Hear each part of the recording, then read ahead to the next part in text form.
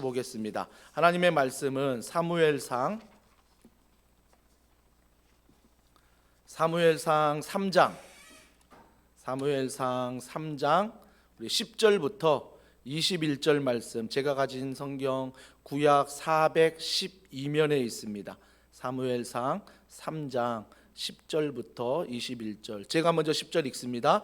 여호와께서 임하여 서서 전과 같이 사무엘아 사무엘아 부르시는지라. 사무엘이 이르되 말씀하옵소서 주의 종이 듣겠나이다 하니, 여호와께서 사무엘에게 이르시되 보라, 내가 이스라엘 중에 한 일을 행하리니 그것을 듣는 자마다 두 귀가 울리리라. 내가 엘리의 집에 대하여 말한 것을 처음부터 끝까지 그날에 그에게 다 이루리라. 내가 그의 집을 영원토록 심판하겠다고 그에게 말한 것은 그가 아는 죄악 때문이니, 이는 그가 자기의 아들들이 저주를 자청하되 금하지 아니하였음이니라. 그러므로 내가 엘리의 집에 대하여 맹세하기를 엘리 집의 죄악은 제물로나 예물로나 영원히 속죄함을 받지 못하리라 하였노라 하셨더라.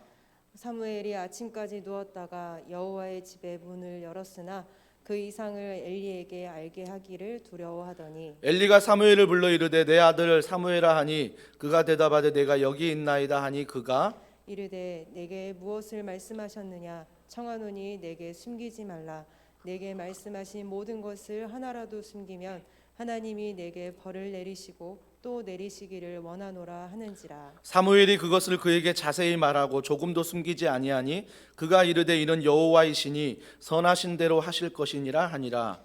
사무엘이 자라매 여호와께서 그와 함께 계셔서 그의 말이 하나도 땅에 떨어지지 않게 하시니, 단에서부터 부엘세바까지의 온 이스라엘이 사무엘은 여호와의 선지자로 세우심을 입은 줄을 알았더라. 여호와께서 실로에서 다시 나타나시되 여호와께서 실로에서 여호와의 말씀으로 사무엘에게 자기를 나타내시니라. 아멘. 바른 신앙은 불편해야 한다. 바른 신앙은 불편해야 한다라는 제목으로 하나님 말씀을 전하도록 하겠습니다. 1999년 영화 중에 애니 기븐 선데이라는 영화가 있어요. 그 알파치노가 이제 주인공으로 나오는 영화인데, 미국의 풋볼 스포츠 영화입니다. 근데 그 영화를 제가 지금도 기억하는 이유는 알파치노가 그 풋볼팀 감독인데, 그 감독으로서 선수들에게 시합을 앞두고 말했던 그 말이 좀 인상이 깊어서 기억에 납니다. 그 감독이 선수들에게 이렇게 말합니다. 한 번에 1인치씩, 1인치는 우리나라 단위로 하면 2.54cm, 얼마 안 되죠. 굉장히 작은 단위입니다. 그래서 감독이 계속 말하기를 인생은 1인치 게임을 하는 것이다. 반걸음만 늦거나 빨라도 성공할 수 없고 반초만 늦거나 빨라도 잡을 수 없다. 기억하라. 하루하루 그 인치를 합하면 승패가 바뀐다는 것을. 그게 인생이다. 인생의 승부는 하루아침에 이루어지는 것이 아니라 하루하루의 삶에서 결정된다. 굉장히 인생을 살면서 성공이라는 그런 목표로 살아갈 때 누구에게나 공감이 되는 말인 것 같습니다.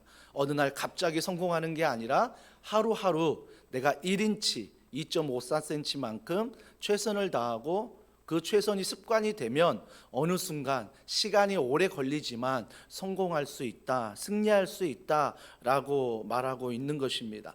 오늘 본문의 시대는요, 사사시대예요. 사사시대. 우리가 사사기 말씀을 좀 살펴봤지만 사사시대는 무엇입니까? 그들이 왕이 없다라고 말합니다. 왕은 하나님인데 왕이 없다라고 말해요. 그러면서 그것들이 뭐라고 말하냐면 자기의 소견에 옳은 대로 행하였더라. 그러니까 왕은 하나님 모시기 싫고 그냥 내가 왕이 되어서 내 소견에 옳은 대로 선택하고 결정하고 행동하고 살아가는 것, 이것이 사사시대예요. 그러니까 사사시대는 암흑의 시대였습니다. 하나님이 왕으로 계시지만 하나님의 말씀이 들리지 않고 하나님 말씀에 순종하지 않는 그런 암흑의 시대가 바로 사사시대예요. 오늘 사무엘이 등장하는 이 시대도 바로 사사시대입니다.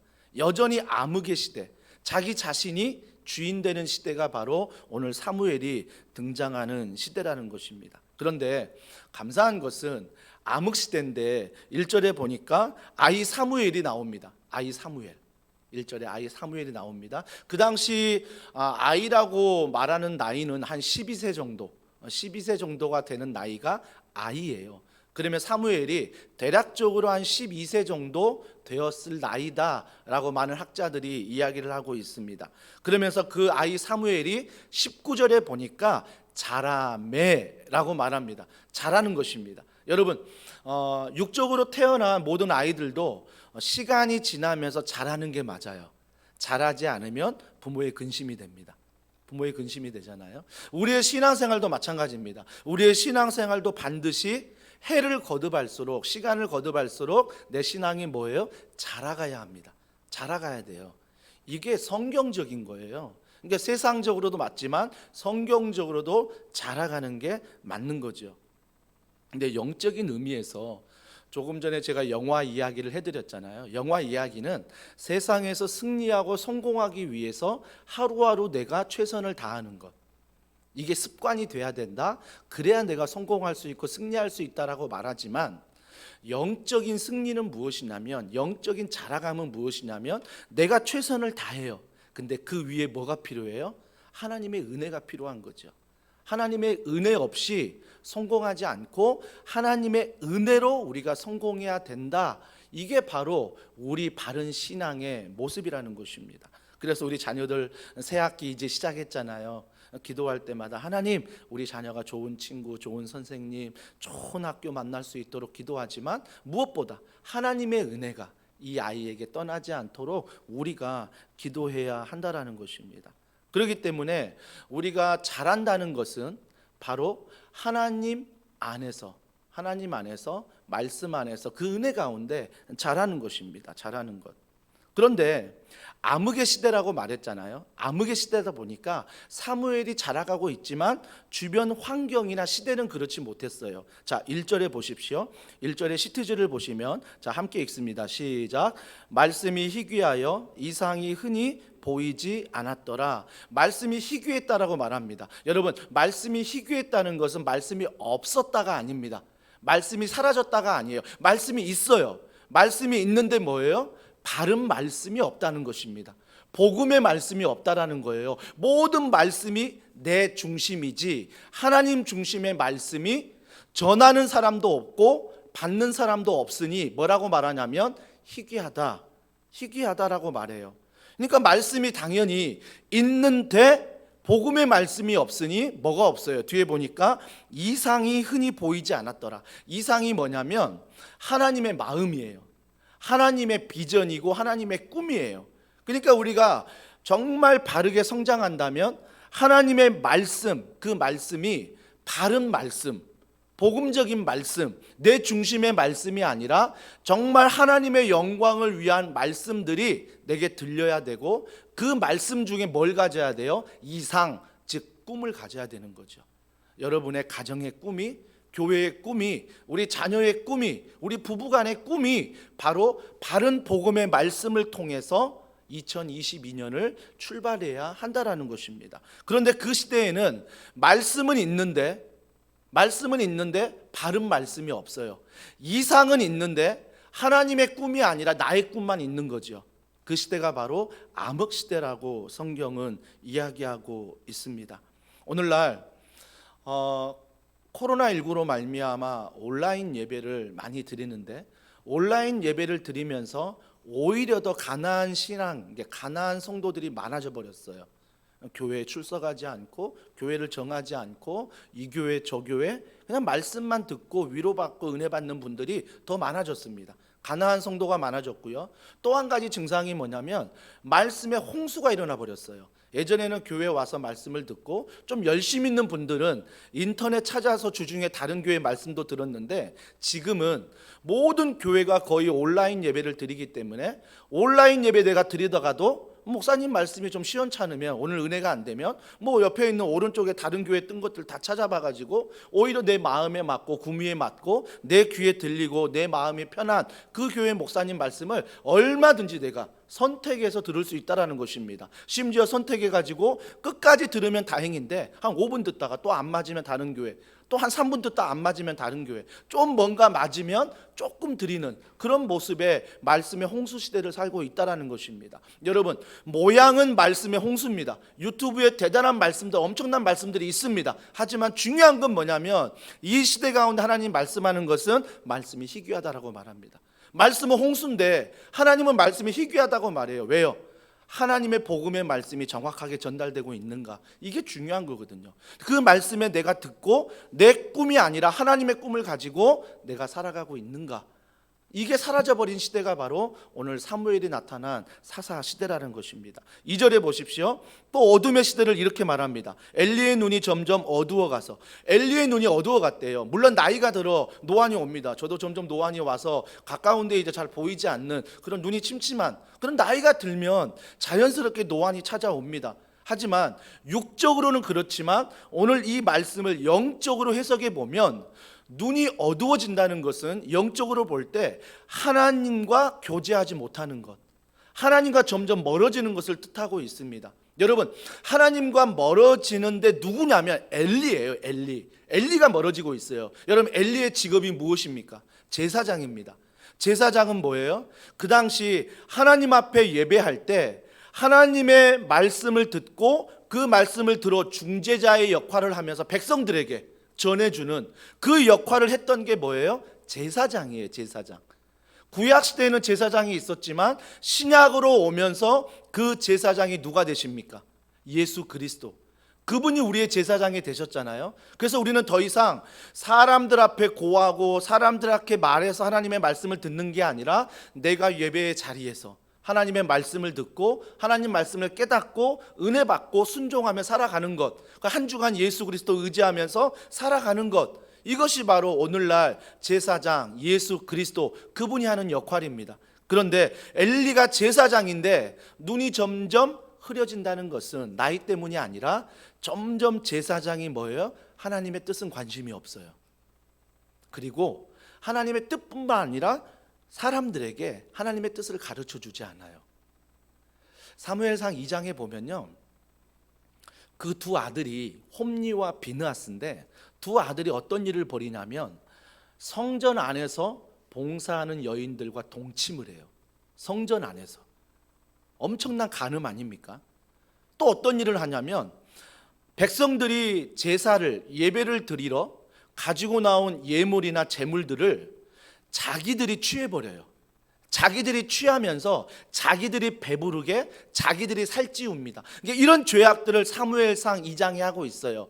이걸 성경이 뭐라고 말하냐면 짓밟았다라고 얘기하는데 이 짓밟았다는 원어의 의미를 보면 습관적이라는 거예요. 그러니까 그들이 습관적으로 여인들과 동침하고 그들이 습관적으로 하나님께 바친 예물과 제물들을 자기들이 다 가져버린 거죠. 자기들을 살찌운 거죠. 그러니까 주님이 그런 엘리에게 뭐예요? 점점 나타나지 않은 거예요. 점점 멀어지는 거죠. 하나님이 희미해지는 거죠. 이게 바로 암흑의 시대라는 것입니다. 또 13절을 보십시오. 13절에 보면 자기의 아들들이 저주를 자청하되 금하지 아니하였음이니라 라고 말합니다. 제가 조금 전에 말했듯이 홈니와 비느하스가 동침하고 하나님께 드린 제물들을 자기들이 다 갖고 누리고 비대해지고 살만 찌고 이런 일들이 벌어지니까 하나님이 그 아들들을 저주를 했다. 저주했는데 그 아버지가 뭐예요? 그 저주를 듣고도 그 아들들을 금하지 않았다는 것입니다. 근데 사무엘상 2장에 보면 뭐라고는 해요. 아들들에게 하지마, 하나님이 심판하신데 그렇게 말은 해놓고 뭐예요? 아버지도 그 후에 같이 해요. 같이 막 재물 취하고 같이 예물 취하고 말은 그렇게 하면서 행동은 뭐예요? 같이 죄악을 범하는 거죠. 바로 이런 시대가 뭐예요? 사무엘이 지금 아이로 자라는 시대라는 것입니다. 오늘날 시대는 어떻습니까? 물론 우리가 몇천 년 전에 시대라고 말할 수 없는 이유가 너무 안타까운 거죠. 마음 아파요. 오늘날 이 시대에도 동일하게 이런 모습들이 뭐예요? 교회마다, 도시마다, 나라마다 나타나고 있어요. 점점 교회들 사이에 하나님의 임재에는 관심이 없어요. 하나님의 음성에는 관심이 없고요. 하나님 앞에 영광을 돌리는 건 관심이 없고 교회 이름이 유명해져야 되고 담임 목사의 이름이 유명해져야 되는 거죠. 그러니까 뭐예요? 하나님의 말씀이 희귀해져 버린 거죠. 이상이 보이지 않는 거죠. 오늘날 이 시대와 똑 닮은 모습이 바로 사사시대, 사무엘이 자라고 있는 시대라는 것입니다. 그렇다면 우리가 여기서 한 가지 좀 고민해야 될 게 있어요. 아이 사무엘이 자라고 있는데 어떻게 자랄까를 봐야 돼요. 이게 바른 신앙이에요. 바른 신앙. 참 사무엘이 자랐는데 불편하게 자라요. 불편하게. 아주 편하게 자라지 않아요. 엘리와 홈리와 비느하스 두 아들은요 아주 편했어요. 여인 마음에 들면 막 동침해버리고 하나님께 바친 예물 내가 다 가져버리고 내가 다 쓰고 내가 다 사용하고 얼마나 편하게 삽니까? 그러면서도 신앙생활을 해요. 얼마나 편하게 합니까? 그런데 오늘 사무엘이 아이로 자라면서 점점 자라는데 신앙생활을 참 불편하게 합니다. 불편하게 해요.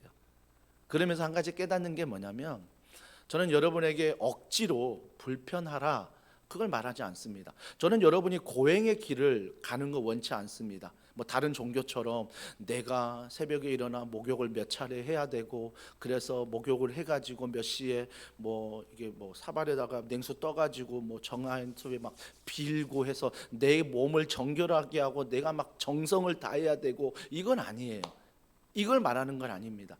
그러나 우리가 반드시 기억해야 될 것은 내 신앙생활이 하나님의 말씀 앞에 하나님의 순종 앞에 좀 불편해야 된다는 것입니다. 그렇다면 사무엘이 어떻게 불편했는지를 좀 우리가 하나님과의 관계를 통해 몇 가지 살펴보려 합니다. 아모스 8장 말씀을 좀 한번 읽어보죠. 아모스 8장 11절로 12절 말씀인데요. 우리 다 같이 읽습니다. 시작. 주 여호와의 말씀이니라. 보라 날이 이를지라 내가 기근을 땅에 보내리니 양식이 없어 주림이 아니요 물이 없어 가람이 아니요 여호와의 말씀을 듣지 못한 기갈이라. 사람이 이 바다에서 저 바다까지 북쪽에서 동쪽까지 비틀거리며 여호와의 말씀을 구하려고 돌아다녀도 얻지 못하리니. 저는 이 아모스 선지자의 말씀이 너무 마음에 와닿는 이유가 뭐냐면 우리가 양식의 기근은 알아요. 주름은 알아요. 배가 고프면 어때요? 신호가 오지요. 그래서 그 시간이 되면 밥은 먹습니다. 양식의 주림을 알아요. 또 보니까 물이 없어 기람도 안 돼요. 내가 갑자기 물 먹고 싶을 때 뭐 시간에 맞춰 먹는 건 아니지만 갈증을 느낀다는 거죠. 갈증을 느끼면 내가 물을 먹는 것입니다. 근데 뭘 느끼지 못하냐면 말씀의 기갈을 느끼지 못한대요. 말씀이 내게 안 들리는데 말씀이 하루의 삶에 한 번도 생각나지 않고 말씀 때문에 한 번도 세상이 불편한 적이 없는 거죠. 이게 말씀의 기근인데 그 기근을 내가 무시한다는 거죠. 양식이 없는 건 아는데 물이 없는 것도 아는데 말씀이 없는 것을 모른다라는 것입니다. 그렇다면 우리가 사무엘이 하나님 앞에 자라면서 이 말씀 하나님이신 분과 어떤 관계를 맺고 있냐면 하나님의 관계 속에서 하나님은 이런 분이십니다. 첫 번째 하나님은 3절에 보니까 말씀하심입니다. 말씀하심이에요. 하나님이 나에게 언제나 말씀하신다는 것입니다. 여러분 제가 누누이 강조하지만 코로나 이전이나 코로나의 확진자가 지금 최정점을 찍는 지금도 하나님은 뭐예요? 말씀하고 계세요. 여전히 하나님은 살아 계시며 여전히 우리에게 말씀하십니다. 우리가 현장에 있든 가정에 있든 직장에 있든 어느 곳에 있든 우리가 정말 신령과 진정으로 하나님 앞에 예배한다면 하나님의 임재를 갈망하고 은혜로 나아간다면 하나님은 여전히 뭐예요? 나에게 말씀하고 있다라는 것입니다. 안타까운 건 뭐예요? 하나님이 말씀하시는데 말씀을 받는 사람이 없다라는 것입니다. 받는 사람이 없다는 거예요. 이게 안타까운 거죠. 사무엘상 1장 26절과 28절 아마 이 내용은 좀 길지만 여러분 요약해 드리면 그 사사시대 암흑시대에 한나라는 여인이 있었습니다. 이 한나라는 여인이 아이를 낳지 못했어요. 그 당시 아이를 낳지 못하면요 여자로서 굉장히 수치스러운 사건입니다. 여자로 취급도 안 해줘요. 아이를 못 낳으면. 근데 한나가 아이를 낳지 못합니다. 그래서 아이를 낳기 위해서 두 번째 아내를 얻는데 두 번째 아내가 아이를 낳아버려요. 그러니까 두 번째 아내가 늘 첫 번째 아내인 한나를 충동질합니다. 너는 아이도 못 낳잖아. 넌 아이도 못 갖잖아. 충동질하니까 한나 마음이 너무나 아픈 거죠. 다른 이웃들의 시선도 따가운데 같이 살고 있는 두 번째 그 부인이 자꾸 충동질하니까 한나 마음이 너무너무 힘든 거예요. 그걸 어디로 가져갑니까? 하나님께 가져가 기도하죠. 하나님께 기도하는데 어떤 기도했을까요? 하나님 저에게도 자녀를 주시옵소서 간절히 기도했습니다. 그런데 한나의 기도는 우리가 정말 누누이 들었듯이 그냥 자녀를 달라는 기도에 끝나지 않고 그 뒤에 뭐라고 말합니까? 그 자녀를 하나님께 드리겠습니다라고 말합니다. 자녀를 받았던 것도 아니에요. 임신한 상태도 아니에요. 자녀를 주실 걸 믿고 뭐라고 말해요? 주신 이 자녀를 하나님께 바치겠습니다. 여러분, 이 한나의 마음이 느껴지셔야 됩니다. 왜 한나가 이 자녀를 바친다고 했을까? 자녀 주기 위해서 하나님을 협박하는 걸까? 그건 절대 아닙니다. 시대가 말씀에 희귀하고 이상이 보이지 않는 그런 하나님을 경외하지 않는 시대였기 때문에 기도하면서 아들을 달라고 기도하는데 기도 중에 뭘 깨달은 거죠? 하나님의 마음이 깨달아진 거예요. 이상이 보이는 거죠. 그 이상이 뭐예요? 하나님은 여전히 말씀하시는데 말씀을 듣는 사람이 없구나. 하나님의 뜻대로 행하는 사람이 없음을 그가 기도하는 중에 깨달은 거예요. 그래서 깨달음 속에 뭐라고 말해요? 하나님, 제가 이 아들을 하나님께 드리겠습니다 라고 말하는 거죠. 그래서 오늘 1절에 보니까 아이 사무엘이 누구 앞에 자라가요? 엘리 앞에서 자라가요. 엘리가 누구라고요? 제사장. 하나님의 음성을 듣고 하나님의 말씀을 가르치는 제사장. 그래서 어렸을 때부터 한나는 정말 약속을 지켰어요. 그 어린 아들을 엘리 제사장 앞에서 자랄 수 있도록 보낸 거죠. 그 앞에서 자라는 거예요. 사랑하는 성도 여러분, 정말 중요한 것은 하나님은 여전히 말씀하시는데 말씀을 받을 사람이 없다라는 것입니다. 여러분, 설교자로서 정말 어려울 때가 뭐냐면 설교 준비하는 것도 참 고통의 시간이지만 준비가 거의 마쳐진 다음에 오늘 새벽처럼 일어나 가지고 이렇게 이제 설교문을 정리할 때 어떤 마음이 드는지 아세요? 처음에요, 하나님이 이 말씀을 묵상하고 이 말씀만, 다른 책도 안 보고 설교도 안 듣고 이 말씀만 계속 볼 때 하나님이 나에게 주신 은혜가 있어요. 월요일, 화요일, 수요일, 목요일, 금요일 막 살아가면서 나를 깨닫게 하시는 말씀들을 제가 메모하고 적어놓고 카톡방에 올려놔요.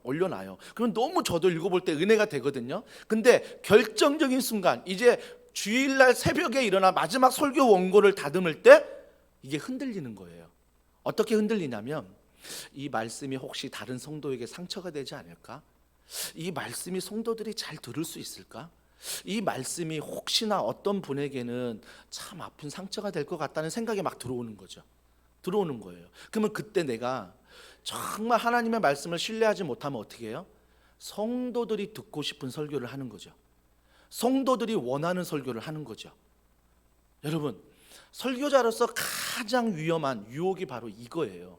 물론 그렇다고 해서 제가 성도들의 기도 제목을 다 무시하고 신방할 때 모든 상황을 다 무시하고 하나님 말씀만 믿으십시오라고 전하는 건 아닙니다. 하지만 우선순위가 뭐예요? 성도들에게 내가 전하고 싶은 설교를 하는 게 아니라, 성도들이 듣고 싶은 설교를 하는 게 아니라, 하나님이 이 본문을 통해 뭐라고 말씀하시는가를 성도들에게 잘 들리도록, 하나님을 경험하도록 전달하는 게 바로 설교자의 역할입니다. 우리 교회 리더십 모든 분들이 마찬가지입니다. 리더십들이 얼마나 많이 힘듭니까? 사람을 상대하고 많은 분들을 만나다 보면 그 사람의 상황을 들을 때 얼마나 공감이 되고 마음이 아파요. 근데 때로는 내가 준비한 말씀을 전하기조차 오해가 될 때가 참 많은데, 여러분, 이때 하나님이 주신 말씀을 잘 받으십시오. 그리고 그 말씀을 놓고 기도한 다음에 전하시면 됩니다. 나중에 뒤에 보면 사무엘이 정말 하나님 말씀을 받고 가감하지 않고 그대로 전해요. 그대로.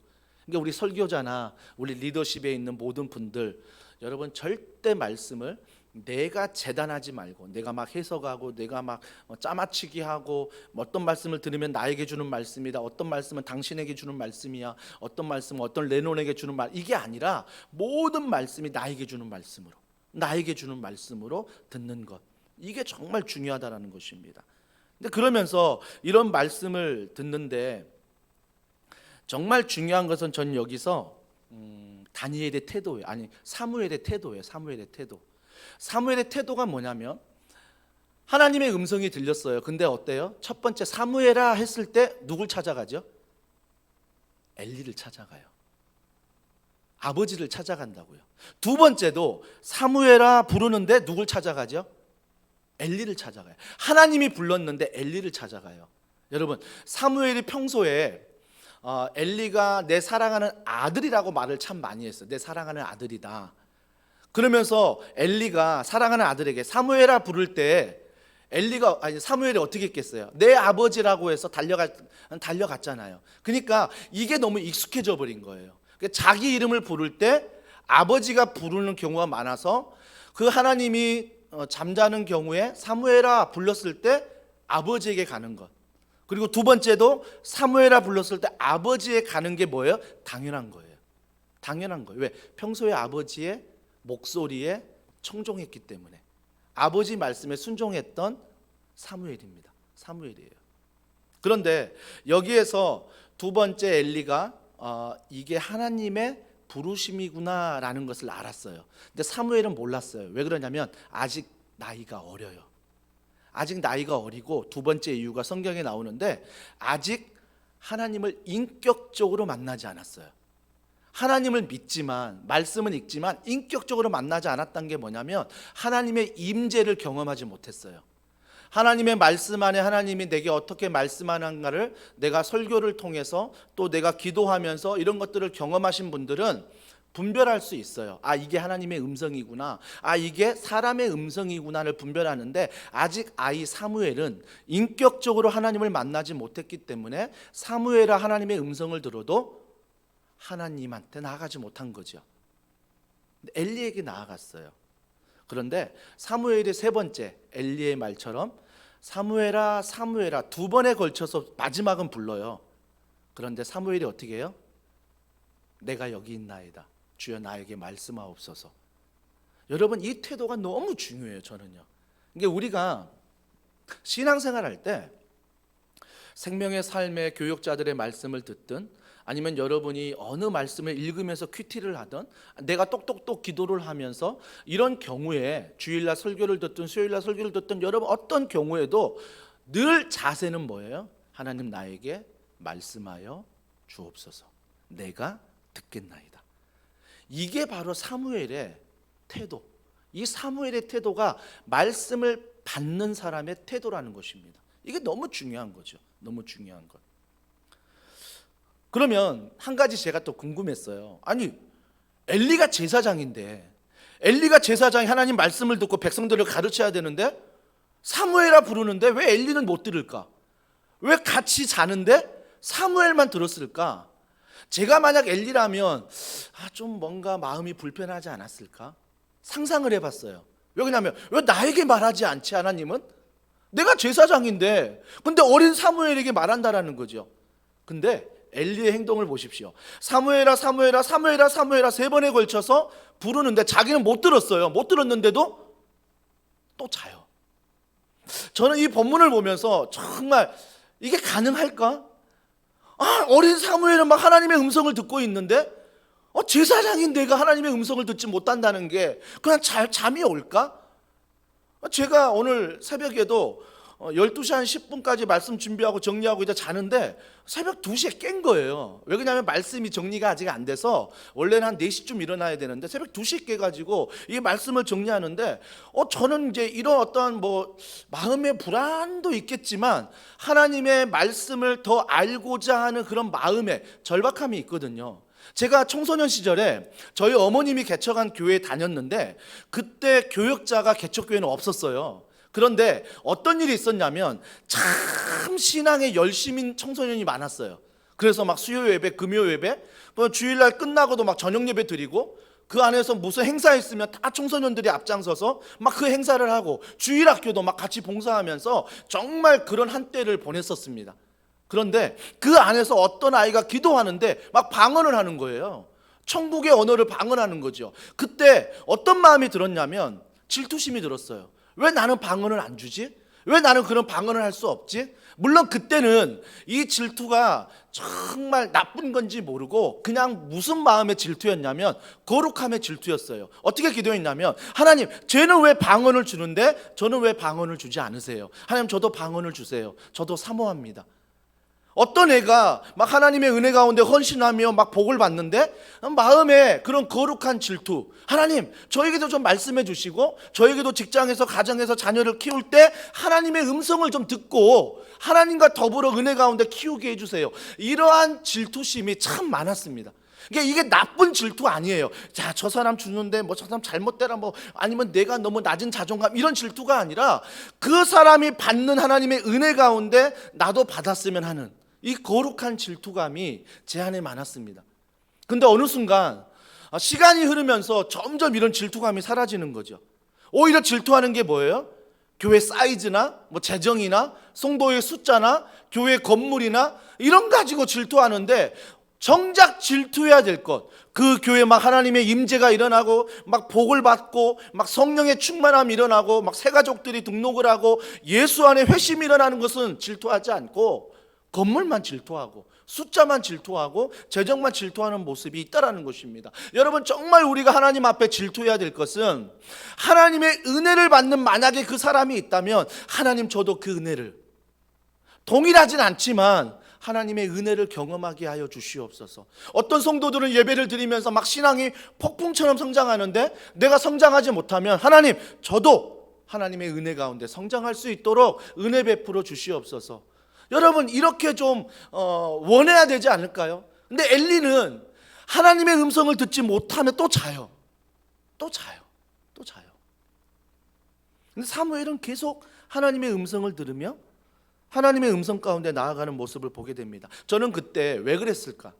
엘리가 왜 그랬을까?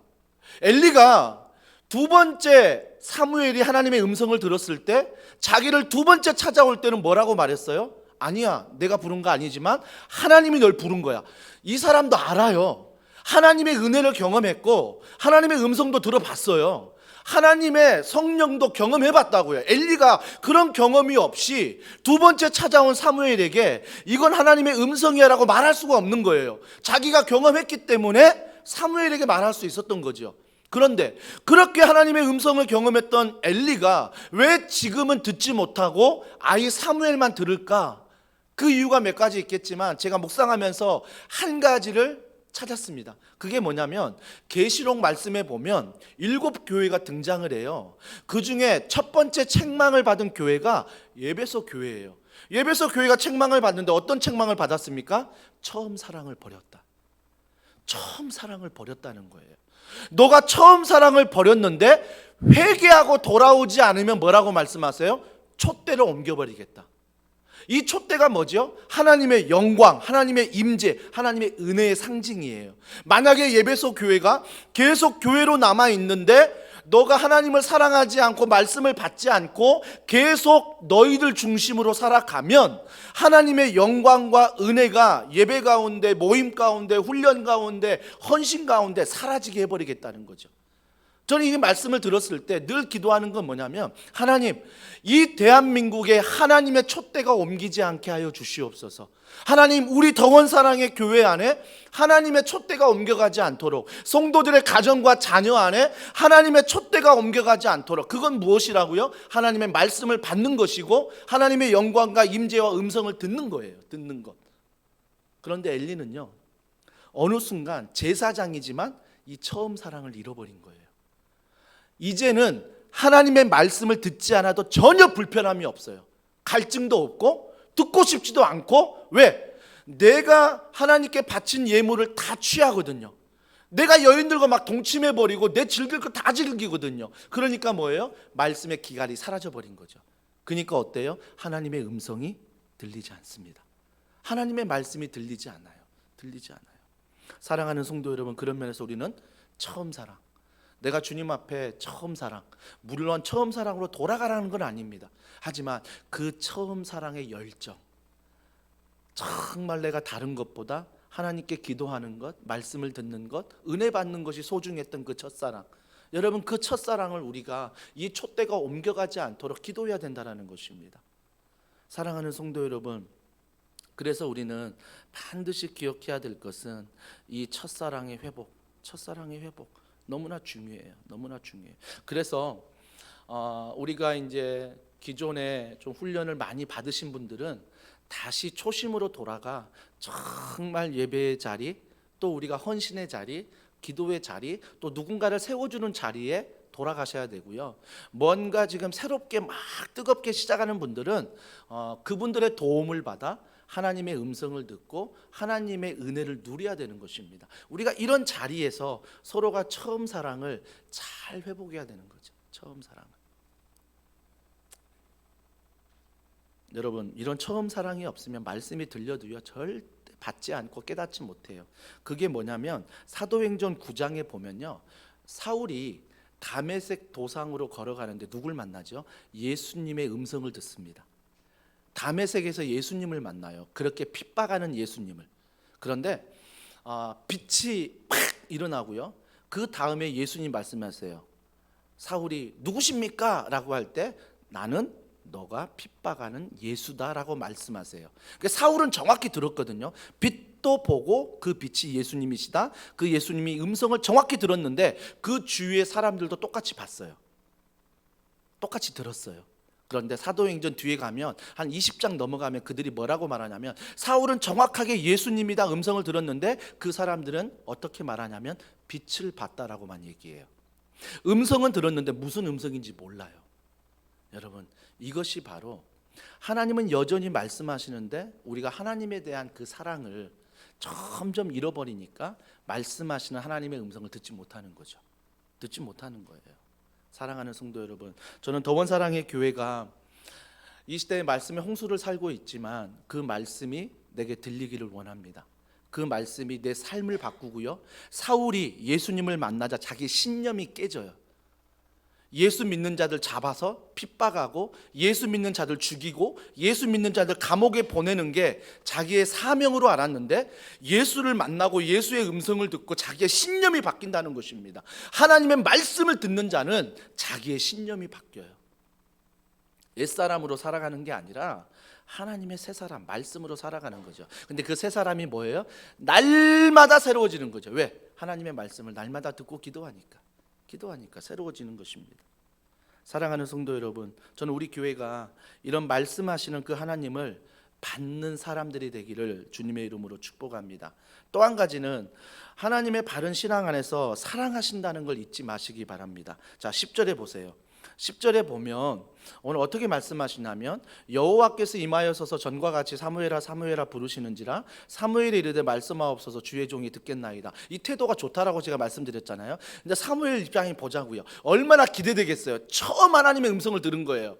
사무엘아 사무엘아 처음 들었거든요. 얼마나 마음이 벅차오르고, 야 나도 드디어 하나님과 인격적인 만남, 하나님의 말씀이 내 음성에 들리고 내 마음에 들리는구나, 이런 마음이 있는데 뒤에 11절과 쭉 뒤에 보면 어떤 말씀을 하세요? 내가 너 아버지 엘리를 심판할 거야. 내가 엘리의 두 아들 홈리와 비느하스를 심판할 거야. 그 집은 다 젊어서 죽을 거야. 이 심판의 말을 처음 하세요. 사무엘 입장이 돼보자고요. 처음 하나님의 음성을 들었는데 이 음성이 심판의 말이에요. 그것도 자기 아버지 엘리, 영적인 아버지, 스승, 그분의 심판에 대한 메시지를 들은 거죠. 그때 사무엘이 뭐라고 말하냐면 15절에 보세요. 15절 보세요. 사무엘이 아침까지 누웠다가 여호와의 집의 문을 열었으나 그 이상을 엘리에게 알게 하기를 두려워하더니, 뭐라고 말해요? 엘리에게 하나님의 말씀을 전하는 걸 두려워했어요. 왜? 스승인데, 영적인 아버지인데 하나님이 내게 말씀하셨어요. 당신 망한대요. 당신 아들 다 죽는데요. 그리고 절대 당신 집안의 사람들은 젊어서 다 죽는데요. 이걸 말해야 되거든요. 근데 이걸 말하는 걸 뭐 했다고요? 사무엘이 두려워했습니다. 두려워했어요. 여기서 두려워했다는 것은요, 여러분이 그런 두려움이 아니라 하나님을 신뢰했다는 것입니다. 뒤에 보면 하나님이 선하시다라고 사무엘은 말해요. 그러니까 사무엘은 그런 하나님의 음성이 불편했어요. 야, 처음 하나님의 음성 들었는데 영적인 아버지 집안이 다 죽는다고? 젊어서 다 죽는다고? 이걸 어떻게 말이 굉장히 불편한 거죠. 근데 그가 하나님을 믿었어요. 하나님을 믿고 그 말을 엘리에게 해요. 엘리에게 합니다. 엘리 태도가요, 그 말을 들어요. 저는 엘리가 하나도 빠지지 말고 하나님이 말씀하신 걸 나에게 다 말해라 라고 사무엘에게 원해요. 저는 굉장히 엘리의 태도도 좋았다고 봐요. 영적인 스승인데 아이에게 야, 너 다 말해. 그러면 내가 거기에 대해서 깨달을게 했는데 다 듣고 뭐예요? 사무엘이 그대로 말했거든요. 18절에 보시면 자세히 말하고 조금도 숨기지 않았어요. 하나님이 엘리, 홈니, 비느하스 한날에 죽는데요. 그리고 당신 집안 다 젊어서 죽는데요. 회개하지 않으면, 돌아오지 않으면. 이걸 정확하게 숨기지 않고 얘기했거든요. 그 다음에 나올 본문이 뭐겠어요? 그러면 18절에 조금도 숨기지 않은 19절에 뭐가 나와야 되냐면 엘리가 회개했더라. 이게 나와야 돼요. 그런데 그런 이야기가 없어요. 엘리가 회개하지 않아요. 회개하지 않아요. 다윗을 보십시오. 다윗이 밧세바를 남의 부인을 간음했어요. 엄청난 범죄 아닙니까?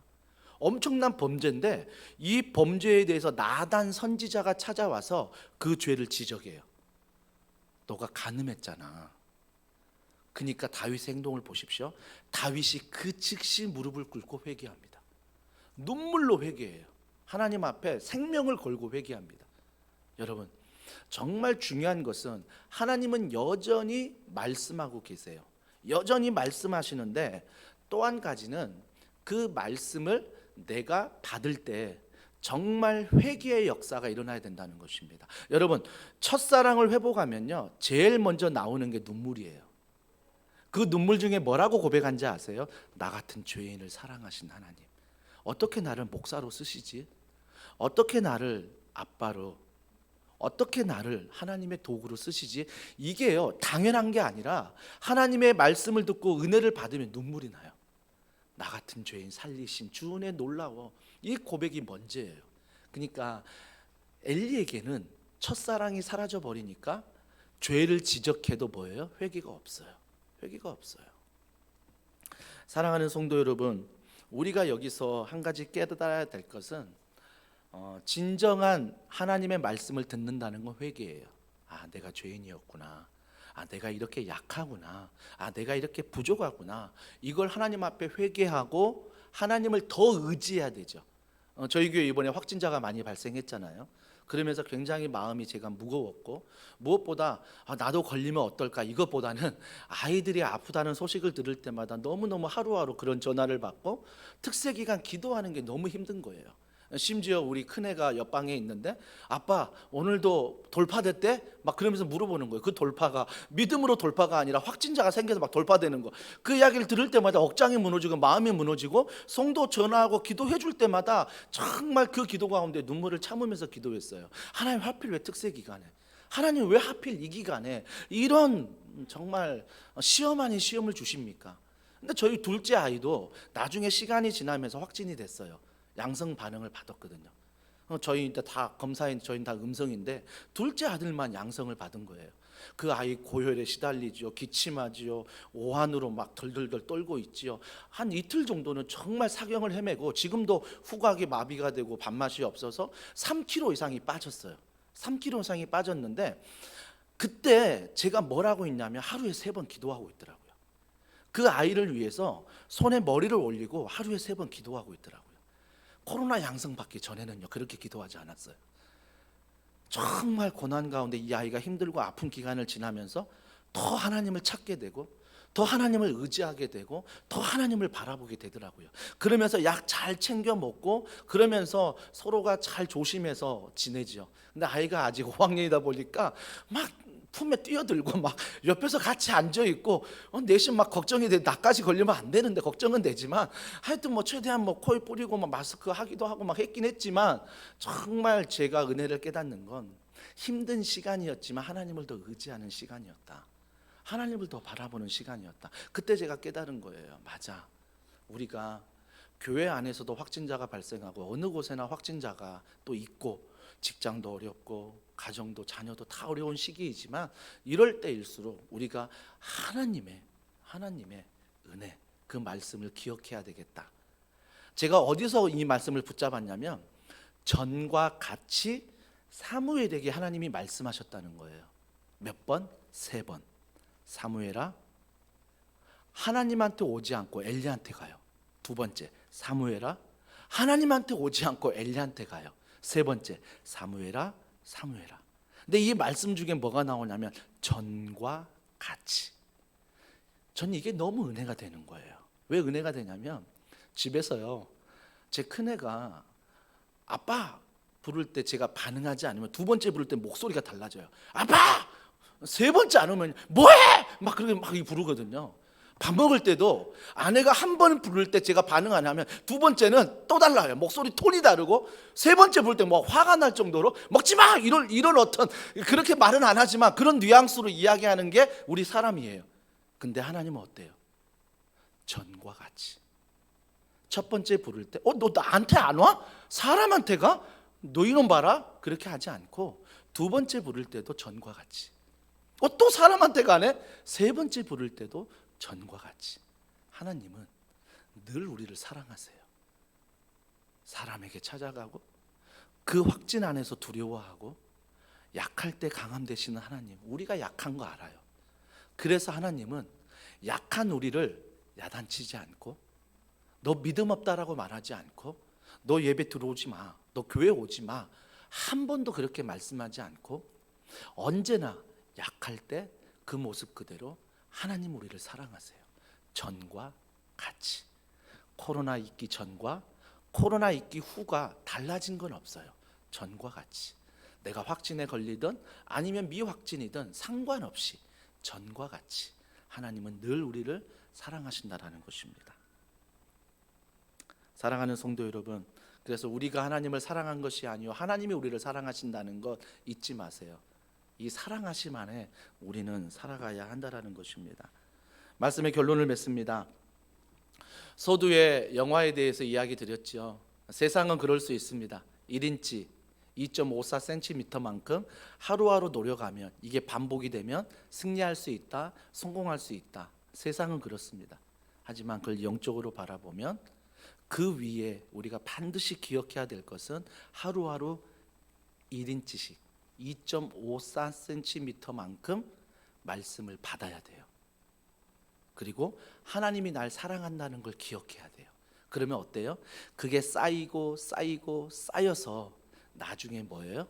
내가 하나님의 사람이 되는 거예요. 저는 감사한 게 뭐냐면 예수님이 이 땅에 오실 때 성인으로 오지 않았다는 것입니다. 예수님이 이 땅에 오실 때 정말 부모 도움이 없는, 부모 도움이 있어야 되는 약한 어린아이의 모습으로 오셨다는 거예요. 그러면 예수님도 뭐예요? 하나님의 때에 부모의 도움이 필요한 거죠. 그 도움이 필요하지만 30살이 됐을 때 하나님의 사역을 감당할 수 있는 은혜가 있었던 거예요. 사무엘도 보세요. 어른으로 태어나지 않고 아이로 태어났어요. 아이로 태어나면서 점점 하나님의 은혜가 쌓여간 거죠. 그럴 때 하나님의 은혜가 폭발하는 거예요. 우리의 신앙은 어느 순간 그냥 내가 살아가는 순간에 임하는 게 아니라 여러분이 매일매일 말씀을 받고 기도하고 훈련받고 주님 안에 매일매일 걸어갈 때 지금은 하나님의 사랑을 느끼지 못한다라고 생각하지만 어느 순간 그 모든 것들이 쌓여갈 때 하나님의 놀라운 은혜가 넘칩니다. 1절에 말씀이 희귀했다라고 말하는데 4장 1절에 보면 이스라엘의 말씀이 흥왕했다라고 말해요. 말씀이 다시 흥왕해졌어요. 하나님의 말씀을 받는 사람이 있고 그 말씀을 전하는 사람이 있을 때 하나님의 말씀은 다시 흥왕해집니다. 혹시 여러분 주변에 악인이 있습니까? 혹시 예수님 믿지 않는 분이 계십니까?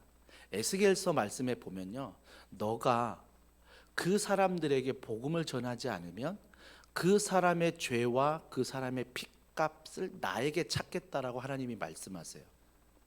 그런데 또 뭐라고 말씀하시냐면 너가 악인에게도 너가 예수를 모르는 사람에게도 복음을 전하면 그 사람이 안 믿어도 그 모든 죄값은 너에게 찾지 않겠다라고 말씀하세요. 이 말씀을 들을 때 우리의 사명은 뭐냐면 매일매일 말씀을 읽고 듣고 기도하면서 이게 스며드는 은혜 속에 뭐예요? 삶으로, 입술로 전파해야 된다는 거예요. 그래야 하나님의 말씀이 도시에, 이 나라에 흥왕해지는 거죠. 흥왕해지는 것. 저는 더원 사랑의 교회 모든 성도들이 이런 은혜가 있기를 주님의 이름으로 축복합니다. 오늘 말씀을 기억하면서 이 찬양 같이 고백하면 좋겠습니다. 더 원합니다 라는 찬양이에요. 예수 사랑합니다, 사랑합니다. 우리 이 찬양 주님 앞에 고백할게요. 예수, 예수 사랑합니다, 사랑합니다. 온 마음 다하여 오직 주님 한 분만 간절히 더 원하. 한 번 더 고백할까요? 예수 사랑합니다, 예수 사랑합니다. 온 마음 다하여, 온 마음 다하여 오직 주님 한 분만 간절히 더 원합니다. 넘쳐나네, 넘쳐나네, 넘쳐나 주를 향한 내 속에 갈망이 주님께로 나를 이끌어 주소서. 주님을 더 이번 한 주간 하루하루 넘쳐나네, 넘쳐나네, 넘쳐나 주를 향한 내 속에 갈망이 주님께로 날 이끌어 주소서. 주님을 더 원합니다. 우리 이 시간 기도할까요? 정말 우리가 이번 한 주간 하루하루 살 때 주님을 더 원합니다, 주님을 더 원합니다. 그 장치가 바로 말씀을 듣는 것이고 기도하는 것이고 훈련하는 것이고 주님 앞에 예배하는 것입니다. 이러한 장치를 잘 걸어서 바른 신앙생활 속에 좀 내가 불편한 것, 이것이 바로 하나님의 은혜를 누리는 신앙생활입니다. 주님 이 시간에 하나님이 기뻐하는 것 주저하지 않고 순종하게 하여 주시옵소서.